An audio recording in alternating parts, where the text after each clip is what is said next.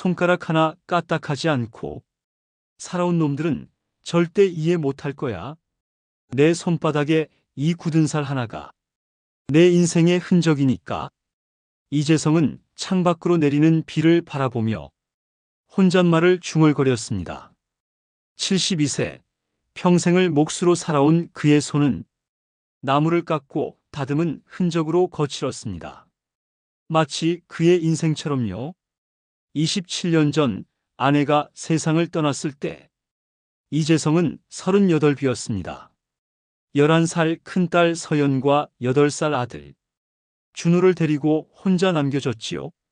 장례식이 끝나고 모두가 떠난 그날 밤 그는 아내의 영정 앞에서 약속했습니다. 걱정 마, 내가 애들 잘 키울게. 네가 못해준 거 내가 다 해줄게. 그날부터 이재성의 삶은 오직 자식들을 위한 것이었습니다. 새벽 5시에 일어나 공사장으로 향했고 늦은 밤까지 일했습니다. 손바닥은 굳은 살로 뒤덮였고 허리는 점점 굽어갔습니다. 하지만 그는 한 번도 불평하지 않았습니다. 아버지, 저 학원 다니고 싶어요. 서연이 말했을 때 이재성은 자신의 식사를 줄이면서까지 딸이 영어 학원비를 마련했습니다. 아빠, 나 컴퓨터 하나만 사주면 안 돼? 준호가 부탁했을 때 그는 밤샘 일을 더해서 아들에게 컴퓨터를 사주었습니다. 그렇게 세월이 흘러 서연은 대학을 졸업하고 대기업에 취직했습니다. 준호도 무사히 대학을 다니게 되었지요. 이재성은 자식들의 성공이 자신의 성공이라고 생각했습니다. 특히 서연은 아버지의 자랑이었습니다. 똑똑하고 예쁜 딸, 누구보다 잘 자라준 딸. 우리 서연이 한테 맞는 남자가 어디 있겠어? 우리 딸은 특별한 아이니까.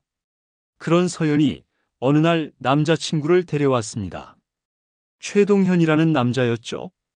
첫 만남에서 이재성은 본능적으로 이 남자가 마음에 들지 않았습니다. 무례하게 행동하고 직업에 대해 모호하게 대답하는 모습이 영 마음에 들지 않았습니다. 서연아, 그 사람 직업이 뭐라고? 이재성이 물었습니다. 사업해요. 아버지 요즘 잘 나가는 사업. 어떤 사업인데? 아이고, 아버지는 모르실 거예요. 인터넷 관련 일이에요. 이재성은 고개를 갸웃거렸습니다. 뭔가 석연찮았지만 딸이 행복해 보이니 더 묻지 않기로 했습니다. 하지만 시간이 지날수록 이재성의 의심은 커져갔습니다. 동현은 방문할 때마다 예의가 없었고 이재성을 꼰대처럼 대했습니다. 어느 날 저녁 서연과 동현이 찾아와 결혼 소식을 전했습니다. 아버지, 저희 결혼하기로 했어요. 이재성의 얼굴이 굳었습니다. 그는 딸을 따로 불러 이야기했습니다. 서연아, 아빠가 보기엔 저 사람 아니야. 좀 더 알아보고 결정하는 게 어때? 아버지, 제가 벌써 30이에요. 언제까지 기다려요? 하지만 저 사람은 아버지는 항상 그래요. 제 선택을 존중해주지 않고 저는 동현 씨를 사랑해요. 서연의 눈에는 눈물이 고였습니다. 그녀는 자리를 박차고 일어났습니다. 서연아, 더 이상 듣기 싫어요. 결혼식에 오시고 싶으면 오시고 아니면 안 오셔도 돼요. 그날 밤 서연은 집을 나갔습니다. 그리고 몇 주 후 결혼식 날이 찾아왔습니다. 결혼식 날 이재성은 일찍 예식장에 도착했습니다. 정성껏 다림질한 정장을 입고 딸이 큰날에 어울리도록 머리도 깔끔하게 정돈했습니다. 신부대기실 앞에서 그는 잠시 망설였습니다. 서연아, 아빠 왔다. 웨딩드레스를 입은 서연의 모습은 그를 숨막히게 했습니다. 하얀 드레스 속의 딸은 마치 40년 전 자신과 결혼했던 아내의 모습과 겹쳐 보였습니다. 미영아, 우리 딸 봐라. 너랑 똑같이 예쁘구나. 목이 메어 말을 잇지 못했습니다. 아내가 살아있었다면 얼마나 좋았을까. 이 순간을 함께 볼 수 있었다면. 이재성의 눈에 눈물이 고였습니다. 아버지, 울지 마세요. 서연이 다가와 그의 눈물을 닦아주었습니다. 드디어 입장 시간. 이재성은 딸의 팔을 잡았습니다. 그의 거친 손과 딸의 부드러운 손이 맞닿았습니다. 웨딩 행진곡이 울려 퍼지자 이재성은 딸과 함께 천천히 레드카펫을 걸었습니다. 한 걸음, 한 걸음 딸을 데리고 걸으며 그는 지난 세월을 돌아보았습니다. 아내 없이 혼자 키운 세월, 밤낮으로 일하며 버틴 시간들, 딸의 첫 걸음마, 첫 등교날, 대학 입학식. 그 모든 순간이 주마등처럼 스쳐 지나갔습니다. 미영아, 나 지금 우리 딸 시집 보내고 있어. 내가 잘했지? 너 없이도 이만큼 키웠어. 하객들의 시선 속에서 이재성은 최대한 당당하게 걸었습니다. 하지만 그의 마음은 무너져 내리고 있었습니다. 딸을 다른 남자에게 보내는 이 순간이 아내를 떠나보낸 그날처럼 가슴 아팠습니다. 재단 앞에 도착했을 때 이재성은 서연의 손을 동현에게 넘겨주었습니다. 그 순간 그는 알았습니다. 이제 정말 딸을 보내는 것이라고. 행복하게 해줘. 그가 사위에게 말했습니다. 동현은 가볍게 고개를 끄덕였습니다. 이재성은 천천히 뒤로 물러났습니다. 그리고 맨 뒷자리에 조용히 앉았습니다. 그가 평생 모아온 돈으로 차려진 딸의 결혼식. 하지만 그는 그저 손님 중 한 명에 불과했습니다. 신랑 측 부모님은 화려한 옷을 입고 주인 노릇을 하고 있었습니다. 이재성은 자신의 낡은 정장을 매만지며 한숨을 내쉬었습니다. 이제 우리 서연이도 다 컸구나. 이렇게 시집 가는구나. 식이 끝나고 이재성은 조용히 신부 대기실을 찾았습니다. 웨딩드레스를 입은 서연은 그 어느 때보다 아름다웠습니다. 서연아, 아버지. 이재성은 주머니에서 작은 봉투를 꺼냈습니다. 이게 아빠가 너한테 해줄 수 있는 전부다. 행복하게 살아라. 봉투 안에는 이재성이 평생 모아온 통장이 들어있었습니다. 그의 모든 것이었습니다. 서연은 잠시 망설이다가 봉투를 받았습니다. 그리고 아무 말 없이 고개를 숙였습니다. 고마워, 아버지. 이재성은 딸의 이마에 입을 맞추고 싶었지만 그러지 못했습니다. 대신 그는 조용히 돌아서서 예식장을 빠져나왔습니다. 뒤에서는 사진을 찍는 소리와 웃음소리가 들려왔습니다. 하지만 그 소리 속에 이재성은 없었습니다. 비가 내리기 시작했습니다. 이재성은 우산도 없이 걸었습니다. 빗물이 그의 얼굴을 타고 흘러내렸습니다. 눈물인지 빗물인지 구분할 수 없었습니다. 이제 우리 딸은 저 사람의 아내가 됐구나. 잘 살겠지? 그래야만 해. 그는 자신의 모든 것을 바쳐 키운 딸이 이제 다른 가족이 되었다는 사실을 받아들여야 했습니다. 그것이 인생이니까요. 하지만 그는 알지 못했습니다. 이것이 그의 삶에서 가장 큰 배신의 시작이라는 것을. 어떤 선택이 우리 인생을 바꿀 수 있을까요? 이재성의 이야기는 계속됩니다. 이 이야기가 마음에 드셨다면 구독과 좋아요 꼭 부탁드립니다. 많은 응원이 다음 이야기를 더 빨리 만나보실 수 있는 힘이 됩니다. 아버지, 이번 추석에는 저희가 시댁에 가기로 했어요. 결혼 첫 명절, 서연의 전화를 받은 이재성은 입술을 깨물었습니다. 말없이 수화기를 붙잡은 손에 힘이 들어갔습니다. 그래, 이해한다. 시댁이 우선이지. 다음에 시간 날 때 오너라. 이재성은 속마음과 달리 담담하게 대답했습니다. 첫 명절은 양보할 수 있었습니다. 하지만 한 번의 양보는 끝없는 양보의 시작이었습니다. 설날, 이재성은 아침부터 장을 봤습니다. 평소보다 많은 음식을 준비했습니다. 딸과 사위가 올 것이라고 기대했기 때문입니다. 떡국 재료도 넉넉히 샀고 서연이 좋아하는 잡채도 만들었습니다. 하지만 그날도 전화 한 통이 왔습니다. 아버지, 정말 죄송한데 이번에도 시댁과 함께 지내기로 했어요. 다음에 꼭 찾아뵐게요. 이재성은 말이 없었습니다. 그저 전화기를 내려놓고 준비해둔 음식을 바라보았습니다. 넉넉히 준비한 음식들이 갑자기 너무 많아 보였습니다. 준호와 아영이 찾아왔을 때 이재성은 억지 웃음을 지었습니다.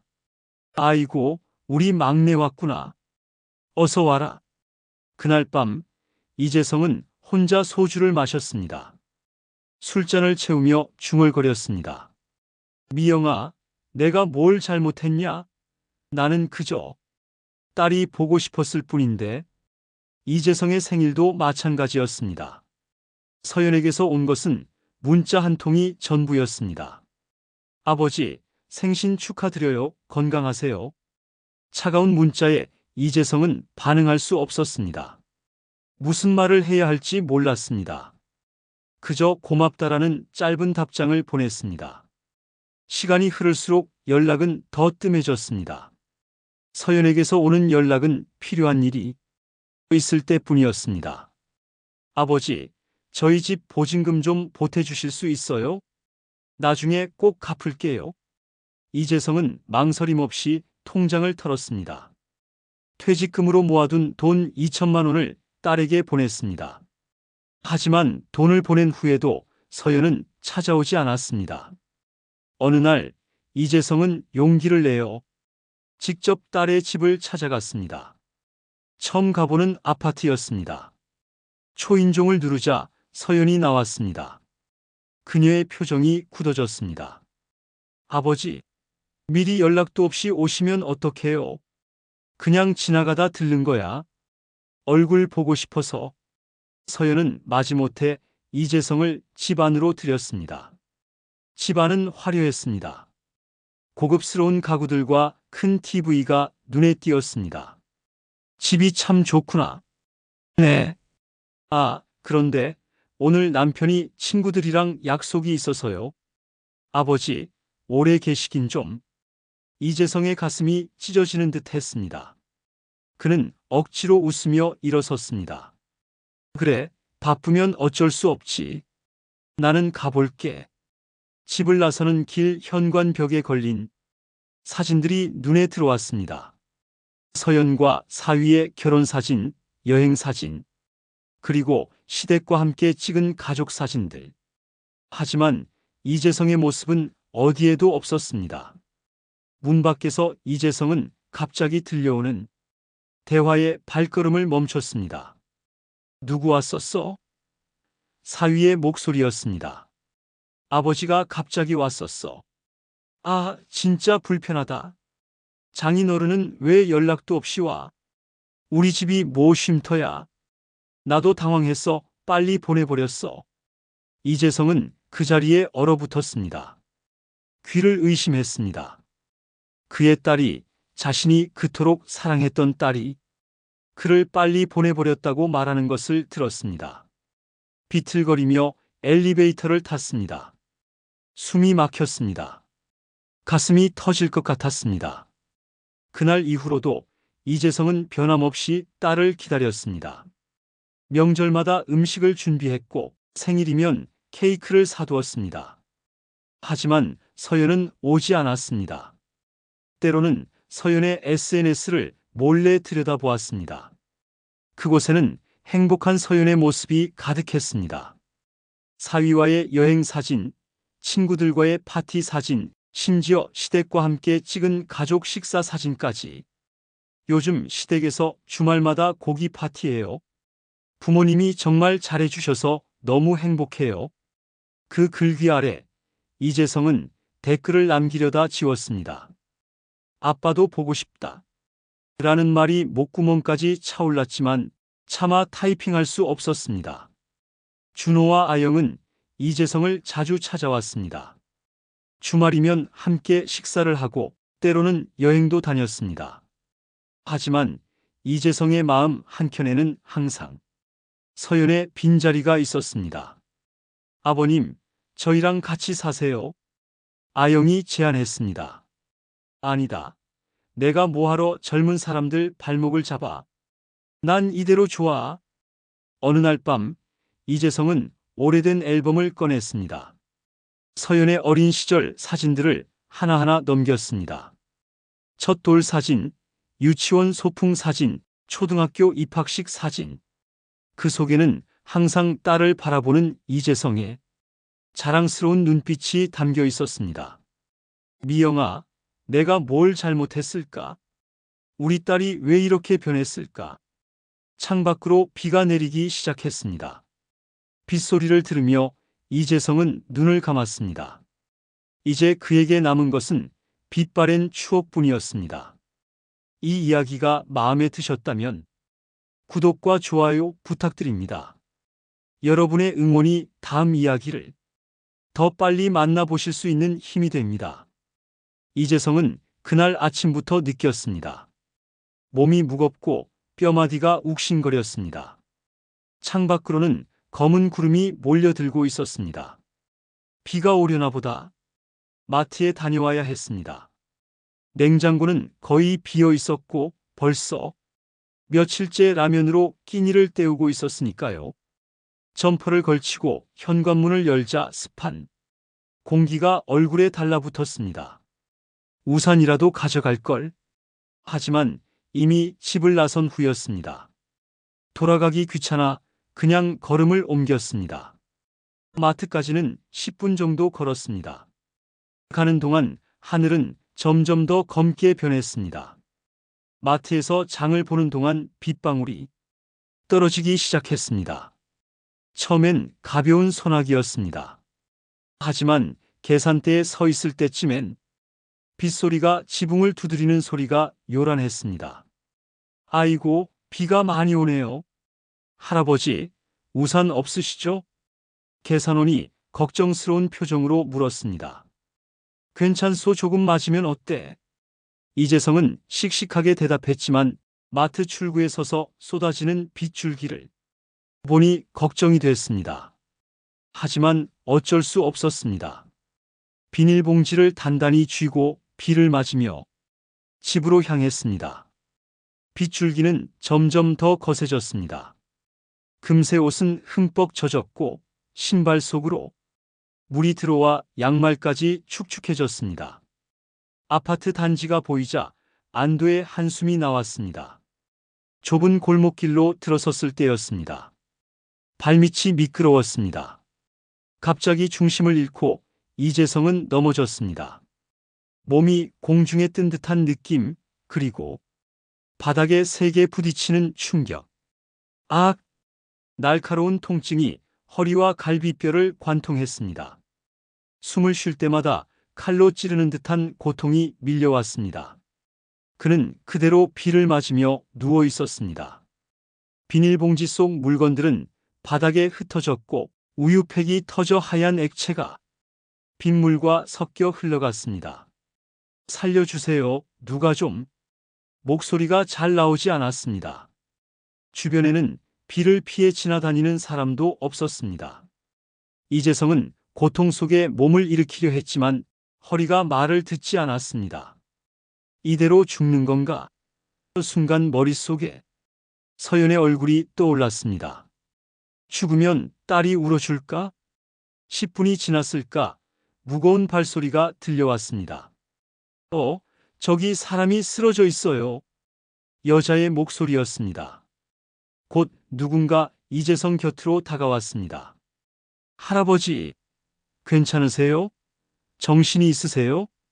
이재성은 희미하게 눈을 떴습니다. 우산을 쓴 젊은 여성이 걱정스러운 얼굴로 자신을 내려다보고 있었습니다. 119에 전화할게요. 조금만 참으세요. 괜찮소, 그냥 좀 도와주면. 하지만 여자는 이미 전화기를 귀에 대고 있었습니다. 네, 여기 어르신이 넘어져 계세요. 골목길에요. 네, 빨리 와주세요. 얼마 지나지 않아 사이렌 소리가 들렸습니다. 구급대원들이 들것을 가지고 왔고 이재성은 조심스럽게 들것에 실렸습니다. 어디가 아프세요? 갈비뼈랑 허리가.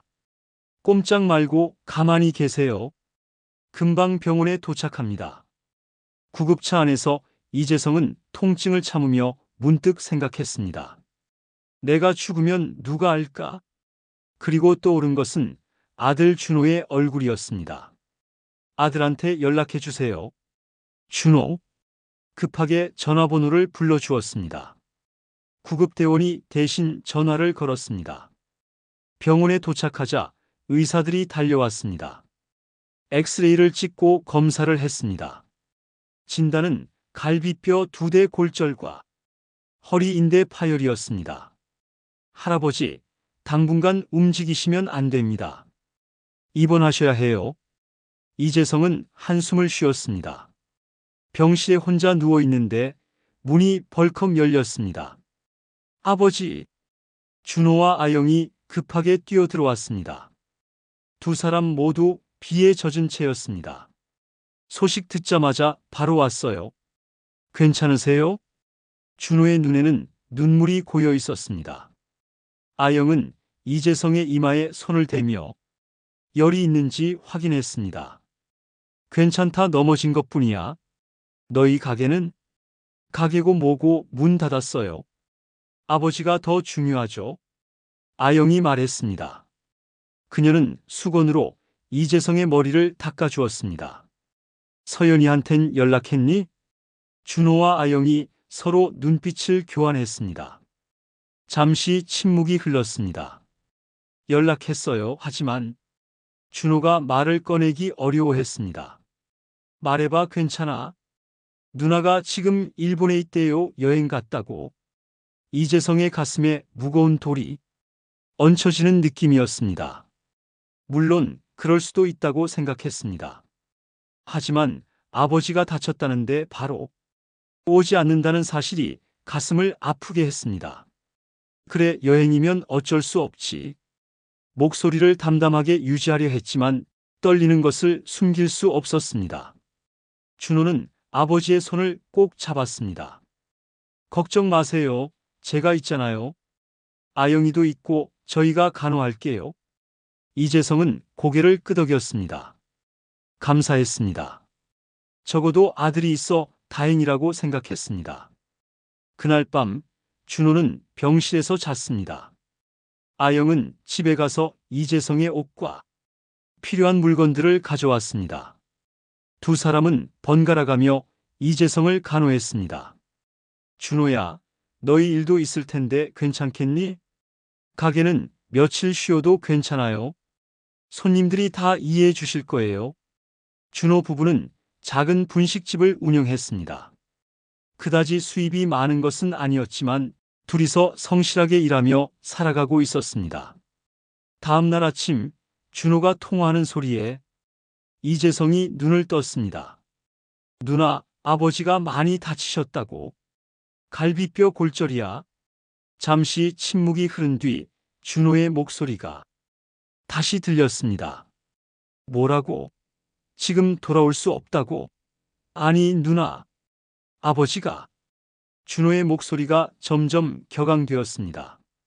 이재성은 눈을 감았습니다. 들리는 척하지 않으려 했습니다. 집에 올 때 연락한다고. 누나, 지금 일본인데 뭐 어쩌라고. 병원엔 간호사 있잖아. 그게 무슨 말이야.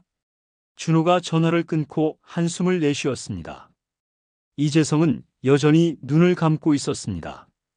하지만 가슴 속에서는 무언가가 무너져 내리고 있었습니다. 내가 아프건 다치건 내 딸에게는 중요하지 않구나. 밖에서는 여전히 비가 내리고 있었습니다. 빗소리를 들으며 이재성은 생각했습니다. 혼자 사는 게 이런 거구나. 그날 오후 병실 창문을 두드리는 빗방울을 바라보며 이재성은 문득 깨달았습니다. 비 오는 날 딸은 일본에 있었고 그의 곁에는 진짜 가족만이 남아 있었습니다. 병원 침대에 누운 지 닷새째 되는 날이었습니다. 이재성은 창문으로 들어오는 햇살을 바라보고 있었습니다. 비가 그치고 맑은 날이 찾아왔지만 그의 마음은 여전히 흐렸습니다. 아버지, 오늘은 기분이 좀 어떠세요? 아침부터 병실을 찾아온 아영이 커튼을 활짝 열며 물었습니다. 그녀의 손에는 따끈한 죽이 담긴 보온통이 들려 있었습니다. 많이 좋아졌다. 이제 퇴원해도 될 것 같구나. 아니에요. 의사 선생님이 적어도 일주일은 더 지켜보자고 하셨잖아요. 갈비뼈 골절은 함부로 움직이면 안 돼요. 아영은 정성스럽게 죽을 그릇에 옮겨 담았습니다. 직접 끓인 죽에는 이재성이 좋아하는 전복과 은행이 들어 있었습니다. 고맙다, 손이 많이 갔겠구나. 아니에요. 아버님 좋아하시는 거 해드리는 게 뭐 어렵나요? 아영의 웃는 얼굴을 보며 이재성은 문득 생각했습니다. 참 복도 많다, 이런 며느리를 얻다니. 죽을 다 먹은 후 아영은 이재성의 세면을 도와주고 병실 청소도 했습니다. 그녀는 항상 밝은 표정으로 이재성을 대했습니다. 불평 한마디 없이. 아영아, 너도 가게 일이 있을 텐데. 이렇게 매일 와줘서 고맙다. 괜찮아요. 오늘은 준호 오빠가 가게 보고 있어요. 저희끼리 잘 나눠서 하고 있으니까 걱정 마세요. 오후가 되자 준호가 병실을 찾아왔습니다. 그는 몇 가지 간식과 과일을 가져왔습니다. 아버지, 오늘 좀 어떠세요? 통증은요? 많이 괜찮아졌어. 너희 덕분이지. 준호는 의자에 앉아 피곤한 얼굴로 한숨을 내쉬었습니다. 분명 가게 일이 바빴을 텐데도 그는 매일 병원을 찾아왔습니다. 서연이는 연락 왔니? 순간 준호의 표정이 굳었습니다. 그는 어색하게 웃으며 말했습니다. 아, 누나요? 어제 일본에서 돌아왔대요. 곧 연락 준다고 했어요. 이재성은 고개를 끄덕였지만 가슴 한구석이 아팠습니다. 딸이 돌아왔다는 소식을 들은 지 하루가 지났는데도 병문안 오지 않았습니다. 그때 준호의 전화가 울렸습니다. 그는 전화를 받고 병실 밖으로 나갔습니다. 잠시 후 돌아온 그의 표정이 어두웠습니다. 누구 전화였니? 아, 그냥 가게 일이에요. 하지만 이재성은 아들의 눈빛에서 무언가를 감지했습니다. 그것은 분노였습니다. 준호가 무슨 전화를 받았는지 짐작이 갔습니다. 서연이 전화였지? 준호는 놀란 표정을 지었다가 이내 고개를 떨구었습니다. 내 누나였어요. 뭐라고 하던? 준호는 머뭇거렸습니다. 무언가 말하고 싶지 않은 듯 했습니다. 괜찮아, 사실대로 말해봐. 딸이 아버지를 어떻게 생각하는지 알아도 무너지지 않아. 말해봐. 준호는 깊은 한숨을 내쉬었습니다. 그리고 마지못해 입을 열었습니다. 누나가 병문안 못 온다고 했어요. 집들이 준비한다고 바쁘대요. 새 아파트로 이사한대요. 이재성의 눈에서 희미하게 빛이 사라졌습니다. 하지만 그는 침착하게 고개를 끄덕였습니다. 그래, 이사면 바쁘겠지. 괜찮다? 준호는 아버지의 반응에 마음이 아팠습니다. 그는 주먹을 꽉 쥐었습니다. 아버지, 사실 그게 다가 아니에요. 응? 제가 우연히 들은 얘기가 있어요. 준호의 목소리가 떨렸습니다. 그는 평소와 달리 감정을 억누르기 어려워 보였습니다. 어제 저녁에 누나네 집에 들렀어요. 문 앞에서 매형이 통화하는 소리를 들었어요. 이재성은 조용히 준호를 바라보았습니다. 준호는 고개를 들어 아버지의 눈을 똑바로 쳐다보았습니다. 매형이 친구랑 통화하면서 아버지에 대해 얘기하더라고요. 뭐라고 하던? 준호의 얼굴이 일그러졌습니다. 그가 아버지에게 이런 말을 전해야 한다는 사실이 괴로워 보였습니다. 매형이 솔직히 장인 어른한텐 정이 없다고 했어요. 결혼 반대한 것도 그렇고 뭐 병실에 있다고 해서 내가 갈 이유 있나? 이렇게요. 이재성의 가슴이 찢어지는 듯 했습니다. 하지만 그는 표정을 감추려 애썼습니다. 그리고 누나도 옆에서 동의하더라고요. 아버지는 그냥 고집 세고 미련한 사람이라고. 준호의 목소리가 점점 작아졌습니다. 그는 아버지의 반응이 두려웠습니다. 이재성은 한동안 아무 말도 하지 않았습니다. 그저 창밖을 바라보며 깊은 생각에 잠겼습니다. 병실은 무거운 침묵으로 가득 찼습니다. 아버지 죄송해요. 이런 말씀을 드려서. 아니다. 내가 미안할 게 뭐가 있니? 사실을 말해준 거잖아. 이재성의 목소리는 놀라울 정도로 차분했습니다. 그는 천천히 몸을 일으켜 앉았습니다. 아버지, 조심하세요. 괜찮다. 이제 좀 앉아있을 수 있어. 이재성은 손을 뻗어 준호의 어깨를 토닥였습니다. 준호야, 너는 정말 착한 아들이구나. 준호의 눈에 눈물이 고였습니다. 제가 뭘 잘했다고 그러세요? 내가 진실을 말해줘서 고맙다. 이제 난 알았다. 내가 서연이에게 어떤 존재인지. 이재성의 눈에 처음으로 슬픔이 비쳤습니다. 하지만 곧 그는 담담한 표정을 되찾았습니다. 아버지, 괜찮다? 사람은 언젠가 진실을 마주해야 하는 법이지. 준호는 무슨 말을 해야 할지 몰랐습니다. 그저 아버지의 손을 꼭 잡을 뿐이었습니다. 그날 밤 준호가 집에 돌아간 후 이재성은 혼자 남았습니다. 병실에 불을 끄고 그는 어둠 속에서 오랫동안 생각에 잠겼습니다. 그냥 나 같은 건 필요 없었나 보구나.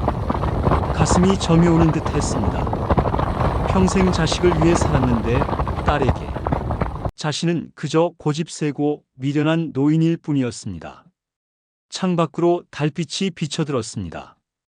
이재성은 창가로 천천히 걸어갔습니다. 한 걸음 한 걸음이 고통스러웠지만 그는 아랑곳하지 않았습니다. 달빛 아래 병원 정원이 보였습니다. 벤치에 앉아있는 노부부가 보였습니다. 서로의 손을 꼭 잡고 있는 모습이 그렇게 부러울 수가 없었습니다. 미영아, 나 이제 어떻게 해야 하니? 이재성은 문득 죽은 아내가 그리웠습니다. 아내가 살아있었다면 모든 것이 달랐을까? 서연이도 이렇게 변하지 않았을까? 그는 천천히 침대로 돌아와 누웠습니다. 그리고 오랜만에 눈물을 흘렸습니다. 아무도 보지 않는 곳에서 소리 없이. 그러나 눈물이 마르자 이재성의 눈에는 이전과 다른 빛이 깃들었습니다. 그것은 결심이었습니다. 이제 나도 내 인생을 살아야겠구나. 그는 자신이 단지 방해물이었다는 사실을 깨달았습니다. 하지만 이제 더 이상 그렇게 살지 않기로 마음먹었습니다. 아직 그에게는 준호와 아영이 있었습니다. 진짜 가족이 있었습니다. 그리고 무엇보다 그에게는 아직 자신의 삶이 남아 있었습니다. 이재성은 달빛 아래 조용히 맹세했습니다. 내가 어떤 사람인지 보여주마. 이 이야기가 마음에 드셨다면 구독과 좋아요 부탁드립니다. 여러분의 응원이 다음 이야기를 더 빨리 만나보실 수 있는 힘이 됩니다. 이재성은 퇴원한 지 이틀째 되는 날 오래된 서랍장을 뒤적이고 있었습니다. 갈비뼈는 여전히 아팠지만 무언가를 찾아야 한다는 절박함이 그를 움직이게 했습니다. 어디 있지? 분명 여기 있었는데. 허리를 굽히는 것조차 고통스러웠지만 그는 멈추지 않았습니다. 마침내 낡은 서류철 하나를 찾아냈습니다. 손에 먼지가 묻었지만 그는 아랑곳하지 않았습니다. 서류철을 펼치자 오래된 계약서와 영수증들이 나왔습니다.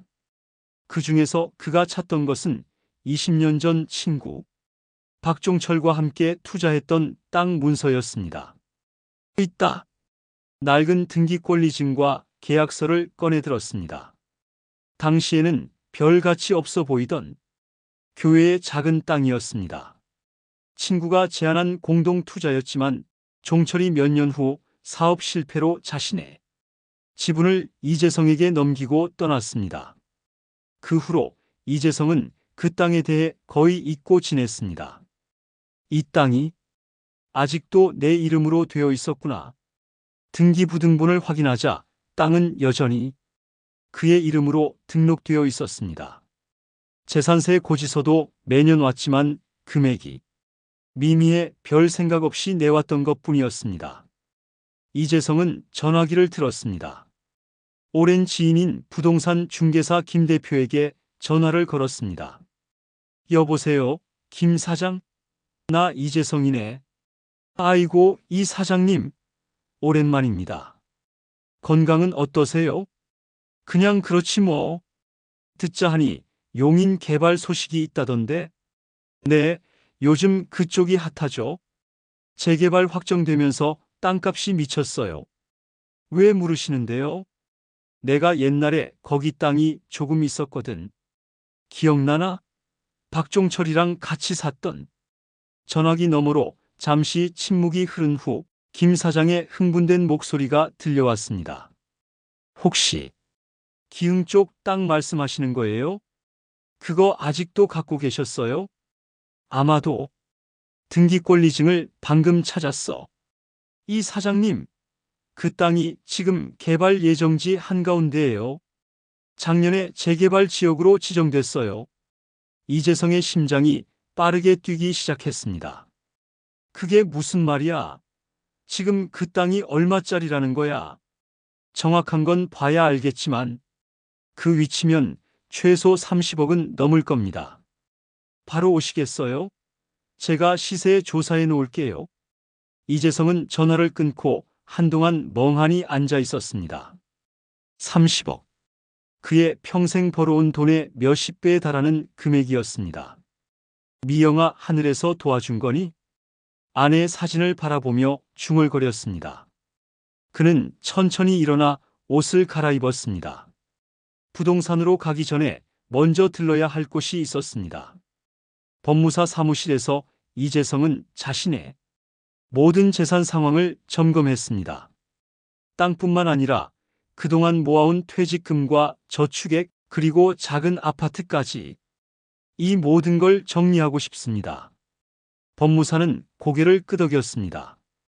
어떻게 하실 계획이신가요? 우선 그 땅을 팔겠습니다. 그리고 재산 분배 계획이 있어요. 법무사와 상담을 마친 이재성은 부동산으로 향했습니다. 김 사장은 그를 반갑게 맞이했습니다. 이 사장님, 놀라운 소식이 있어요. 그 땅 지금 35억에 살 사람이 있어요. 오늘 전화가 왔었거든요. 이재성은 담담하게 고개를 끄덕였습니다. 판다 최대한 빨리. 네? 더 기다리면 가격이 오를 수도. 상관없어 지금 팔아. 김 사장은 이상하게 여겼지만 이재성의 단호한 태도에 더 이상 말하지 않았습니다. 알겠습니다. 내일부터 절차 밟겠습니다. 집으로 돌아오는 길, 이재성의 전화기가 울렸습니다. 낯선 번호였습니다. 여보세요? 아버지, 저 서연이에요. 이재성은 발걸음을 멈췄습니다. 2달 만에 듣는 딸의 목소리였습니다. 그래, 서연아 무슨 일이니? 아버지, 혹시 준호 오빠한테 들었어요. 아버지가 옛날에 투자한 땅이 지금 엄청 값어치가 있다고. 이재성의 눈이 가늘어졌습니다. 누구에게도 말하지 않았는데 소문이 이렇게 빨리 퍼진 것이 의아했습니다. 누가 그런 얘기를 하던 그냥 동네에서 소문이 났대요. 아버지, 정말인가요? 그 땅이 30억이나 한다는 게. 이재성은 잠시 침묵했습니다. 딸의 목소리에서 느껴지는 설렘이 그를 슬프게 했습니다. 그런 것 같구나. 아버지, 그거 대박이잖아요. 언제 파실 거예요? 곧. 아버지, 저희 집에 한번 오세요. 저녁 같이 먹어요. 남편도 아버지 보고 싶어 해요. 이재성은 쓴웃음을 지었습니다. 2달 동안 병문안 한 번 오지 않던 딸이 땅 이야기가 나오자마자 저녁을 먹자고 합니다. 그래, 내일 저녁에 갈게. 다음 날 저녁, 이재성은 오랜만에 딸의 아파트를 찾았습니다. 초인종을 누르자 서연이 화사한 미소로 문을 열었습니다. 아버지, 어서 오세요. 서연은 오랜만에 아버지를 보자 반갑게 안겼습니다.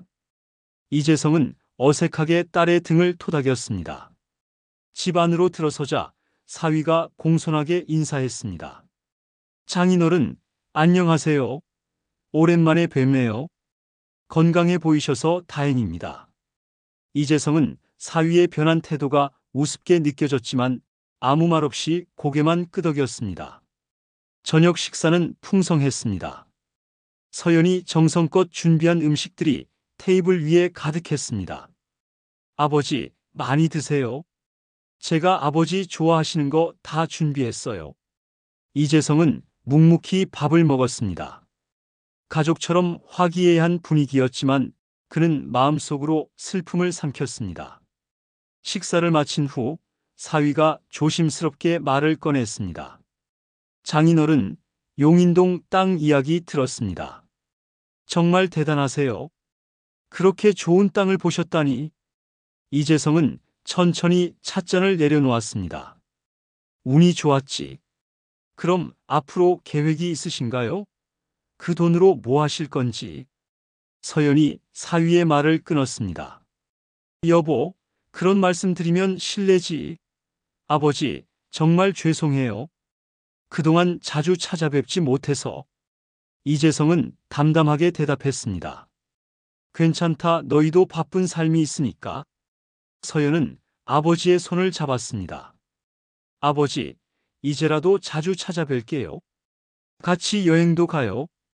아버지 모시고 좋은 데 많이 가고 싶어요. 이재성은 딸의 손을 가만히 바라보았습니다. 한때는 그토록 사랑했던 딸의 손이었습니다. 그래, 좋구나. 사위는 갑자기 일어나 와인을 가져왔습니다. 장인어른, 오늘은 축하주를 마셔야죠. 이렇게 큰 행운이 찾아왔는데. 이재성은 와인잔을 받았지만 마시지 않았습니다. 그는 천천히 가방에서 서류 봉투를 꺼냈습니다. 서연아, 너희한테 보여줄 게 있어. 서연과 사위는 호기심 어린 눈으로 봉투를 바라보았습니다. 이게 뭐예요, 아버지? 그 땅판 계약서야. 어제 계약했다. 서연의 눈이 반짝였습니다. 정말요? 얼마에 파셨어요? 35억. 서연과 사위는 놀라움을 감추지 못했습니다. 그들의 눈에는 기대감이 가득했습니다. 그리고 이재성은 천천히 또 다른 서류를 꺼냈습니다. 이건 내 재산 처분에 관한 서류야. 사위가 급하게 물었습니다. 어떻게 하신다고요? 이재성은 담담하게 대답했습니다. 모든 재산을 준호에게 증여했다. 순간 방 안이 얼어붙은 듯 했습니다. 서연과 사위의 표정이 굳어졌습니다. 네? 무슨 말씀이세요? 이재성은 천천히 일어섰습니다. 이 땅 판 돈 35억과 내 모든 재산을 준호와 아영이에게 증여했다. 어제 법적 절차를 모두 마쳤어. 서연의 얼굴이 하얗게 변했습니다. 아버지, 왜 그러세요? 저도 아버지 딸인데. 맞다, 너는 내 딸이다. 하지만 난 너희에게 이미 필요 없는 사람이 됐지. 사위가 버럭 소리쳤습니다. 장인어른, 무슨 소리예요? 우리가 언제? 이재성은 사위를 똑바로 쳐다보았습니다. 솔직히 장인어른한텐 정이 없어요. 결혼 반대한 것도 그렇고. 뭐 병실에 있다고 해서 내가 갈 이유 있나? 이 말 기억나나? 사위의 얼굴이 창백해졌습니다. 그는 입을 뻐끔거렸지만 말이 나오지 않았습니다. 서연아, 넌 나를 고집세고 미련한 사람이라고 했지? 맞다, 난 미련했다. 너희를 믿었으니까. 서연은 눈물을 글썽이며 아버지에게 매달렸습니다. 아버지, 그건 그냥 한 말이에요. 오해하지 마세요. 우리가 얼마나 아버지를 사랑하는데. 이재성은 슬픈 미소를 지었습니다. 사랑? 아니다. 너희가 사랑한 건 내가 아니라 내 재산이다. 그는 천천히 현관으로 향했습니다. 아버지, 이건 너무하세요. 저도 아버지 딸이에요. 제 몫도 있어야 하는 거 아니에요? 이재성은 문 앞에서 돌아보았습니다. 너희가 날 외면했던 그날, 난 혼자였다. 비 오는 날, 내 딸은 일본에 있었지. 하지만 내 아들과 며느리는 내 곁을 지켰다. 이제 너희도 혼자 살아라. 그리고 그는 조용히 문을 닫고 나왔습니다. 뒤에서는 서연의 울부짖는 소리와 사위의 거친 욕설이 들렸지만 이재성은 돌아보지 않았습니다. 비가 내리기 시작했습니다. 이재성은 우산을 펴지 않은 채 걸었습니다.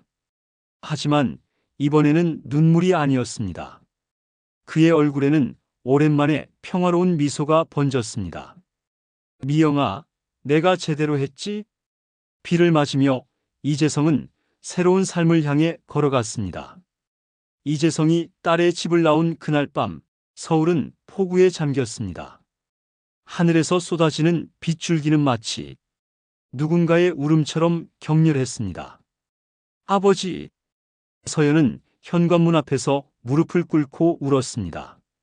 사위는 술병을 들고 거실을 서성이며 욕설을 내뱉었습니다. 미친 노인네. 우리한테 이럴 수가 있어? 1,000억짜리 재판이라도 걸어주겠어. 서연은 눈물로 얼룩진 얼굴을 들었습니다. 여보, 우리가 잘못한 거야. 아버지한테 너무 무심했어. 뭐? 내가 지금 무슨 소리야? 그 돈은 우리 거라고. 우리가 받았어야 해. 넌 그 영감 딸이잖아. 사위의 눈은 광기로 번들거렸습니다.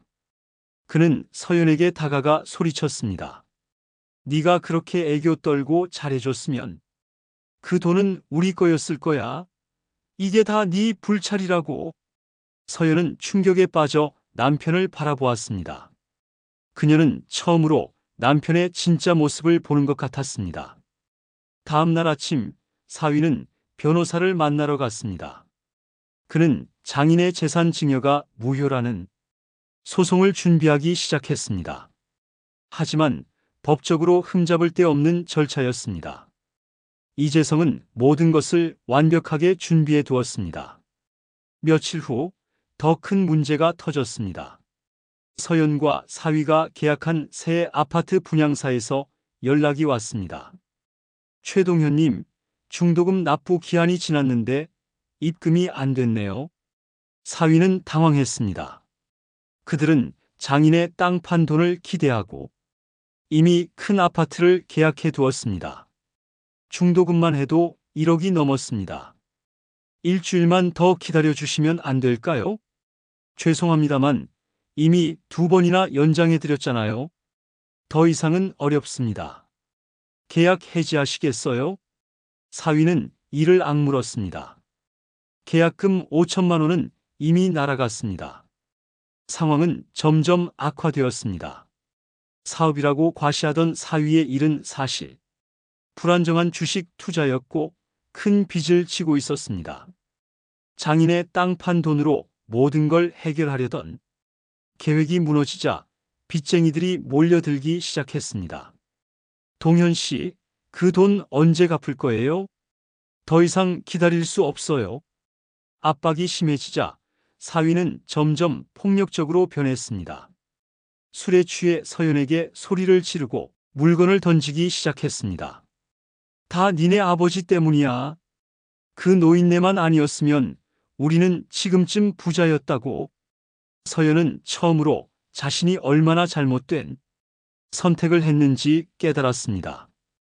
그녀는 아버지의 말이 옳았다는 것을 뼈저리게 느꼈습니다.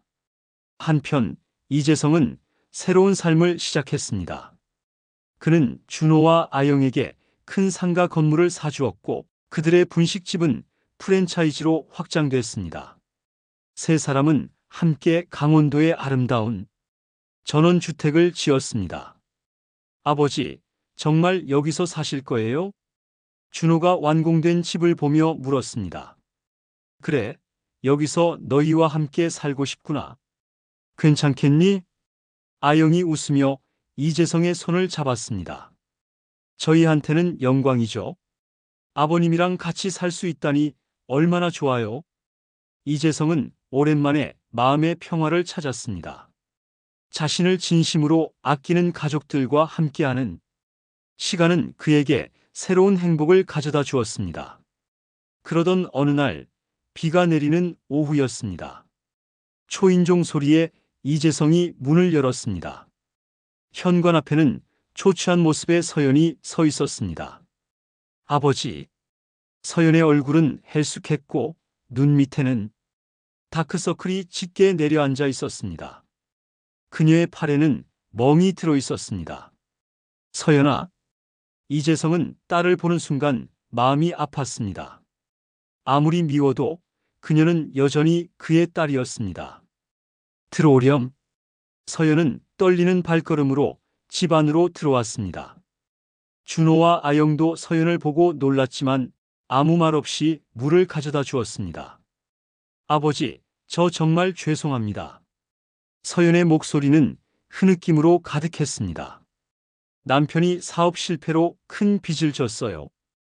우리 집도 경매로 넘어갔고 남편은 저를. 그녀는 말을 잇지 못하고 울음을 터뜨렸습니다. 이재성은 딸의 멍든 팔을 보며 무슨 일이 있었는지 짐작할 수 있었습니다. 이혼 소송 중이에요. 남편이 저를 폭행해서 접근금지 명령도 받았어요. 이재성은 깊은 한숨을 내쉬었습니다. 처절한 복수를 원했던 마음이 있었지만 이렇게 망가진 딸의 모습을 보니 가슴이 미어졌습니다. 아버지, 제가 정말 어리석었어요. 아버지 말씀이 다 맞았어요. 그 사람은 제가 가진 것만 탐낸 거였어요. 이재성은 말없이 딸의 어깨를 감쌌습니다. 서연은 아버지의 품 안에서 어린아이처럼 울었습니다. 이제 와서 무슨 말을 해도 소용없겠지만 정말 후회해요. 아버지를 그렇게 대해서. 용서해 주세요, 아버지. 침묵이 흘렀습니다. 이재성은 천천히 입을 열었습니다. 서연아, 나는 내가 행복하길 바랐다. 그것뿐이었어. 알아요, 아버지, 이제야 알아요. 준호가 다가와 누나의 어깨를 토닥였습니다. 누나, 이제 여기서 쉬어, 우리가 있잖아. 아영도 따뜻한 차를 내오며 미소 지었습니다. 언니, 우리 가족이잖아요. 함께 이겨내요. 서연은 놀란 눈으로 그들을 바라보았습니다. 자신이 외면했던 가족들이 이렇게 자신을 받아들여 준다는 사실이 믿기지 않았습니다. 정말 괜찮아요? 이재성은 고개를 끄덕였습니다. 가족은 어떤 상황에서도 가족이다. 넌 내 딸이고 준호의 누나고 아영의 시누이야. 그건 변하지 않아. 그날 밤 네 사람은 오랜만에 함께 저녁을 먹었습니다. 어색함도 있었지만 그 속에서 새로운 시작의 희망이 피어났습니다. 몇 달이 지났습니다. 서연은 이혼 절차를 마치고 준호의 프랜차이즈 본사에서 일을 시작했습니다. 그녀는 밑바닥부터 다시 시작했고 가족들의 도움으로 조금씩 상처를 치유해 나갔습니다. 이재성은 가끔 혼자 정원에 앉아 하늘을 바라보곤 했습니다. 아내가 그리울 때면 그는 조용히 말을 건넸습니다. 미영아, 우리 가족이 다시 하나가 됐어. 너도 기뻐할 거지. 이제 서연이도 제 길을 찾아가고 있어. 어느 비 오는 날 저녁, 가족들이 저녁 식사를 하고 있을 때였습니다. 서연이 조심스럽게 말을 꺼냈습니다. 아버지, 제가 그동안 많이 생각했어요. 아버지가 모든 재산을 준호에게 준 건 정당한 결정이었어요. 저는 그 돈을 받을 자격이 없었어요. 이재성은 놀란 표정으로 딸을 바라보았습니다. 그리고 준호야, 아영아, 고마워. 내가 자격 없는데도 이렇게 받아줘서. 준호는 웃으며 고개를 저었습니다. 누나, 우리는 가족이잖아. 아영도 미소 지었습니다. 언니, 이제 우리 함께 새 출발하는 거예요. 이재성은 따뜻한 시선으로 세 사람을 바라보았습니다. 그의 선택이 결국 모두를 올바른 길로 이끌었다는 생각에 가슴이 뭉클했습니다. 서연은 아버지의 손을 꼭 잡았습니다. 아버지, 다시 한번 말씀드릴게요. 정말 죄송합니다. 그리고 사랑합니다. 이재성의 눈에 눈물이 고였습니다. 긴 인생의 여정 끝에 그는 마침내 진정한 행복을 찾았습니다. 창밖으로 빗소리가 들려왔습니다. 하지만 이제 그 소리는 더 이상 외로움의 상징이 아니었습니다. 이재성은 조용히 중얼거렸습니다. 그날 내 딸은 일본에 있었고 지금 내 곁엔 진짜 내 가족이 있다. 빗소리를 배경으로 네 사람의 웃음소리가 따뜻한 집안을 가득 채웠습니다. 진정한 가족의 의미였습니다. 이 이야기가 마음에 드셨다면 구독과 좋아요 부탁드립니다. 여러분의 관심과 사랑이 더 좋은 이야기로 찾아뵐 수 있는 원동력이 됩니다. 다음 이야기도 기대해 주세요.